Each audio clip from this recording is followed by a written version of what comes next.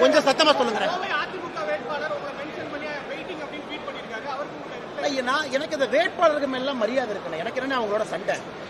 எங்களுடைய சண்டை ஏதோ தயவு செஞ்சு இந்த வேட்பாளர்கள், அதிமுக வேட்பாளர்கள், திமுக அவங்க வேட்பாளர், அவங்களோட சண்டை எங்களுக்கு இல்ல. என்னுடைய பிரச்சாரத்தில் அவங்க பேரை கூட நான் பயன்படுத்த போறது இல்லைங்க. பாப்பீங்க, அவங்களோட எனக்கு என்ன சண்டை? என் சண்டை அறிவாலயத்தோடு, என் சண்டை கோபாலபுரத்தோடு, என் சண்டை தமிழகத்தினுடைய ஆதிக்க சக்திகள் வளர்ச்சியை யார் தடுத்திருக்கின்றார்களோ அவர்களோடு. ஏன் சண்டை கீழே இருக்கவங்களோட கிடையாது. இவங்களை போய் நில்லுப்பாங்கிறாங்க, நிக்கிறாங்க, அடிச்சு பிடிச்சு சீட்டு வாங்கிட்டு வர்றாங்க. அதனால் சகோதர சகோதரி, இந்த தேர்தல் என்பதை ஏற்கனவே சொன்னேன். கோயம்புத்தூர்ல 3 வேட்பாளர்கள் நிற்கிறாங்க, 3 கட்சி, அவர்களுக்கான சண்டை இல்லை. ஒரு பக்கம் தர்மத்திற்கும் அதர்மத்திற்கும், இன்னொரு பக்கம் தமிழகத்தினுடைய அரசியலை அடியோடு மாற்றி காட்ட முடியும் என்ற கோவை பாராளுமன்ற தேர்தல், இன்னொரு பக்கம் வளர்ச்சி, நிஜ வளர்ச்சினா என்னன்னு காட்டக்கூடிய தேர்தல். அதனால் மற்ற வேட்பாளர்கள் என்ன வேணாலும் சொல்லட்டும், எல்லோரின் மீதும் எனக்கு